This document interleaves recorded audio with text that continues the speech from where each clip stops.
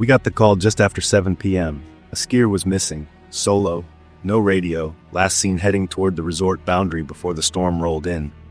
The temperature was already plummeting and the wind was picking up. If he wasn't found soon, he wouldn't last the night. I'd been with ski patrol for over a decade. I'd seen it too many times. Someone chasing fresh powder, thinking they could handle the backcountry alone. Sometimes we found them walking along a service road, embarrassed but alive. Other times we found them buried under 6 feet of snow. We started with the basics. Checked the lodges, the parking lots, asked around. No sign of him. His phone had last pinged near the East Ridge, just outside the marked trails. Not good. That area was full of tree wells, deep snow pockets, and worse, crevasses hidden beneath shifting ice.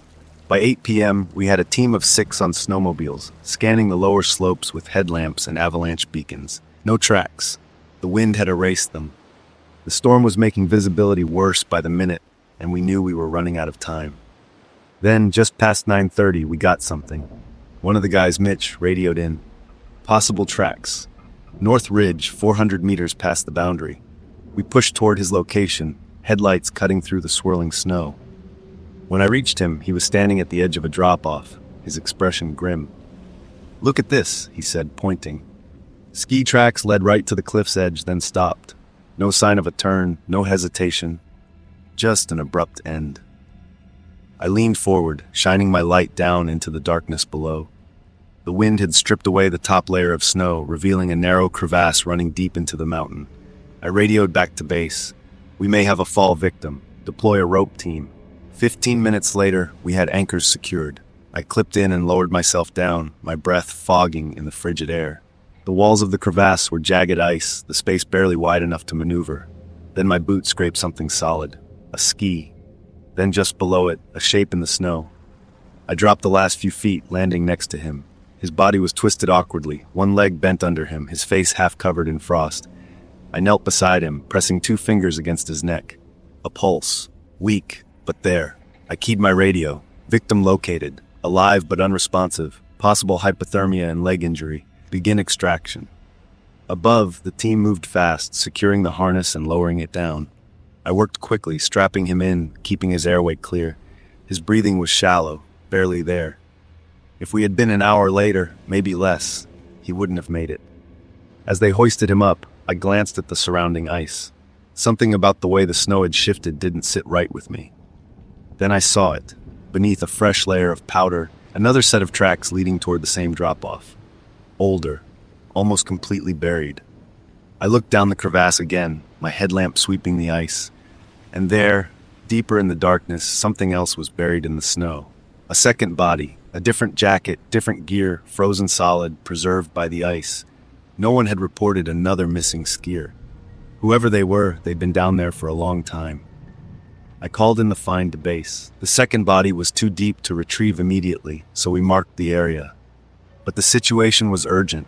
The first skier was still in critical condition, and we had to get him back to the resort for medical treatment. As they lifted the first victim to safety, I stayed behind, keeping an eye on the second body, my mind racing. There was a grim finality to seeing someone left so far from help, forgotten by the world. Once the first skier was safely extracted, I called in for additional support. A tram was dispatched to lift the second body. We couldn't risk trying to haul it up with ropes. It was too far down, too dangerous. A tram was slower, but far more stable, able to maneuver around the precarious cliffs. I watched it approach as the cable whined, and the tram slowly ascended toward the open crevasse, a mechanical giant fighting against the mountain's fury. The process took longer than expected, the wind rattling the steel frame as they carefully loaded the body onto the tram. It was a delicate operation. If the body shifted even a little, we'd risk losing it to the depths of the mountain forever. When the tram finally began its ascent, I felt a strange weight lift off my shoulders. As I watched it disappear into the snowstorm, the harsh reality of the situation set in. We had just pulled someone out of a place no one should have ever ended up. But then there was the lingering question. How many others had fallen victim to this same unforgiving mountain? How many more might be out there, waiting to be found?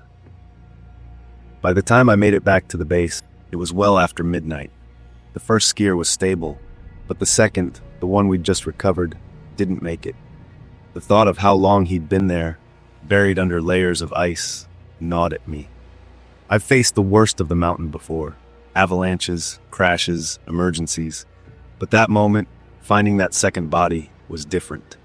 It wasn't just the reminder of how dangerous this place could be. It was the silence that followed, the knowing that someone had slipped through the cracks, gone unnoticed, left behind by the very forces meant to protect them. That was my worst experience, hands down.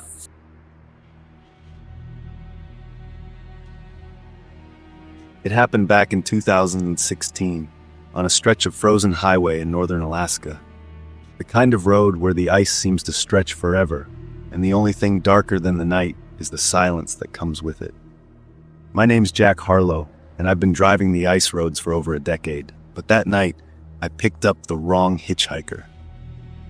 I'd been driving for hours, the storm raging outside like some kind of angry beast. Snow slammed against my windshield, and the wind howled so loud I could barely hear the rumble of my rig's engine. The ice road stretched ahead, a narrow ribbon of black in a sea of white. I was the only fool out there that night, or so I thought. That's when I saw her. A figure on the side of the road, barely visible through the swirling snow. She was hunched over, arms wrapped around herself, her breath coming out in ragged puffs of steam. I slowed down, squinting through the frost-covered glass. Hitchhikers were rare out here, especially in winter. But leaving her to freeze felt like signing her death warrant. I pulled over, the tires crunching on the icy road. She stumbled toward the passenger side, her movements stiff and unsteady. I unlocked the door, and she climbed in, bringing a blast of freezing air with her. "Thanks," she muttered, her voice hoarse. "I thought I was gonna die out there." I nodded, eyeing her cautiously. She was young, maybe in her early 20s, with pale skin and dark circles under her eyes. Her clothes were thin, not nearly enough for the weather, and her hands were raw and red from the cold. "Name's Jack," I said, pulling back onto the road. "You're lucky I came by. Not many folks out here in this weather." "Lucky," she repeated, her tone flat. "Yeah, lucky." I didn't press her. I'd seen enough hitchhikers to know when someone didn't want to talk. But as the miles rolled by, the silence grew heavier, and her presence began to unsettle me. She stared straight ahead, her eyes fixed on the road, her breathing shallow and uneven. After an hour, she finally spoke. "You ever kill anyone, Jack?" The question hit me like a punch to the gut. I glanced at her, but she wasn't looking at me. Her gaze was still fixed on the road, her expression blank. "What kind of question is that?" I asked, trying to keep my voice steady. She shrugged. "Just curious. Out here, you never know what kind of person you're getting into a truck with. Could be a killer, could be a rapist, could be anyone." I tightened my grip on the wheel. "Well, I'm not either of those things. Just a guy trying to make a living." She didn't respond. The silence stretched on, broken only by the sound of the wind and the hum of the engine. I kept my eyes on the road, but I could feel her watching me now, her gaze burning into the side of my face. "You ever hear about the ice road killer?" she asked suddenly. I shook my head. "Can't say I have." "He was a trucker," she said, her voice low and steady. "Picked up hitchhikers just like you. Took them out into the middle of nowhere, did terrible things to them, left their bodies in the snow, never got caught." I swallowed hard, my throat suddenly dry. "That's messed up." "Yeah," she said. "Messed up." The miles dragged on, the storm showing no signs of letting up. The woman didn't say anything else, but her presence was suffocating. I kept glancing at her, trying to figure out what her deal was. She didn't seem scared, just empty, like something inside her had been hollowed out. Then she started humming. It was soft at first, barely audible over the sound of the engine, but it grew louder, more insistent. A tuneless, off-key melody that set my teeth on edge. "You mind not doing that?" I asked, trying to keep the irritation out of my voice. She stopped humming and turned to look at me. "Why? Does it bother you?" "Yeah," I said, "it does." She smiled then, a cold, humorless smile that sent a shiver down my spine. Good. I didn't know what to say to that. I just focused on the road, trying to ignore her. But the tension in the cab was unbearable. I could feel her eyes on me, watching my every move. "You know," she said after a while, "you're not what I expected." I glanced at her. "What's that supposed to mean?" She shrugged. Most truckers are rough, loud, you're quiet, polite, almost like you're trying to hide something. I clenched my jaw. I'm not hiding anything. Aren't you? She asked, her voice dripping with suspicion. Everyone's hiding something, Jack, even you. I didn't respond. What could I say? She was getting under my skin, and I didn't like it. I just wanted to get to the next town, drop her off, and be done with her. But then she reached into her pocket. I tensed, my eyes darting to her hand. She pulled out a small, crumpled photograph and held it up for me to see. It was a picture of a man, maybe in his 30s, with a scruffy beard and a hard look in his eyes. You recognize him? She asked. I shook my head. No, should I? She stared at me for a long moment, her eyes searching mine. Then she nodded, almost to herself. Good. I didn't like the way she said that. Who is he? She didn't answer. Instead, she reached into her pocket again and pulled out a knife. It was small, but the blade gleamed in the dim light of the cab. My heart skipped a beat. What the hell are you doing? She smiled that cold smile again.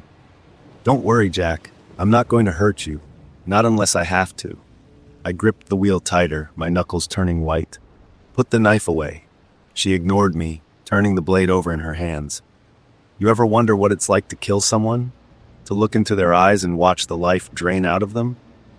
I didn't answer. My mind was racing, trying to figure out how to get out of this. The storm was still raging outside, and we were miles from the nearest town. If I tried to stop the truck, she'd stab me before I could even unbuckle my seatbelt. I have, she continued, her voice calm, almost conversational. I've wondered about it a lot. What it would feel like, what it would sound like, the way the blood would look on the snow. I swallowed hard, my mouth dry. Why are you telling me this? She turned to look at me, her eyes cold and empty. Because I think you're a good man, Jack.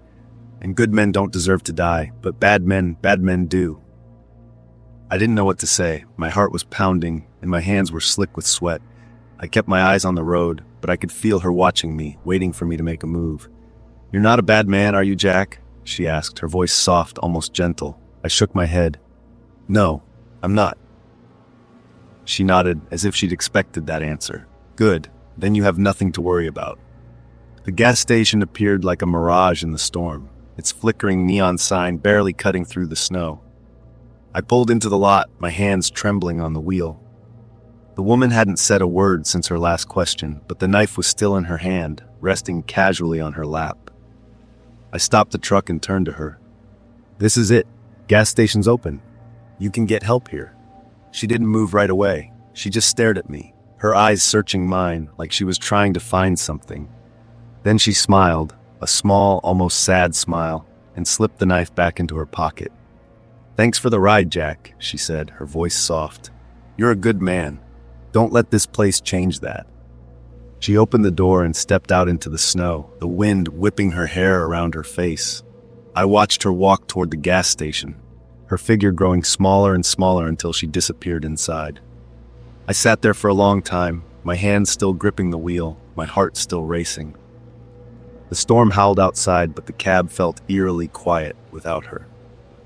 I didn't know who she was or where she was going, but I knew one thing for sure. I'd never forget her. As I pulled back onto the icy road, I couldn't shake the feeling that I'd just let something dangerous walk away.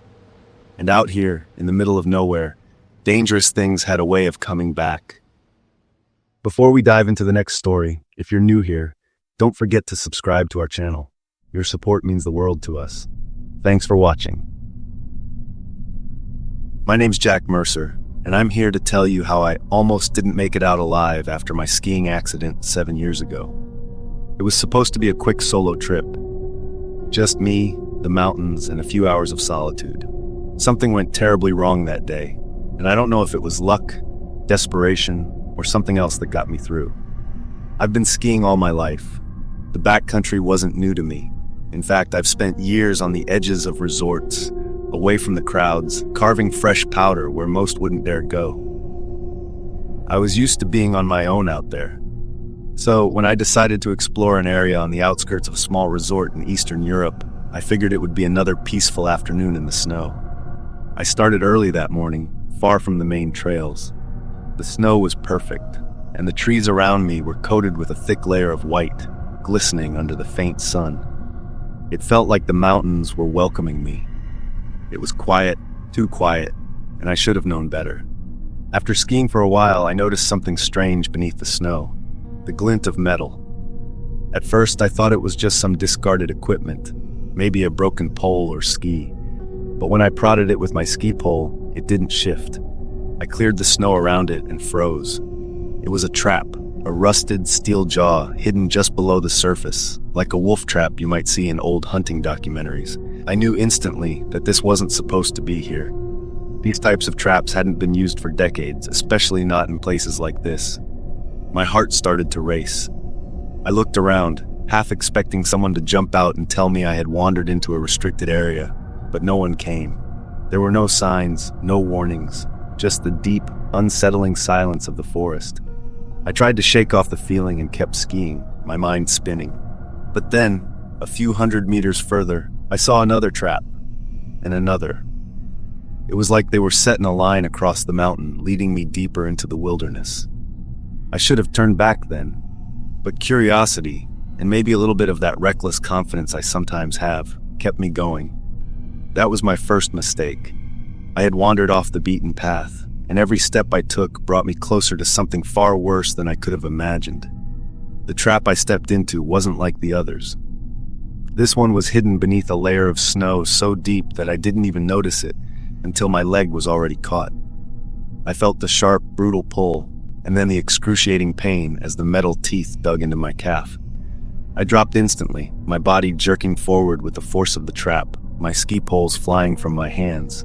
I couldn't move. Every attempt to pull free only made the pain worse. The snow around me seemed to close in, and panic gripped me as I realized the severity of what had just happened.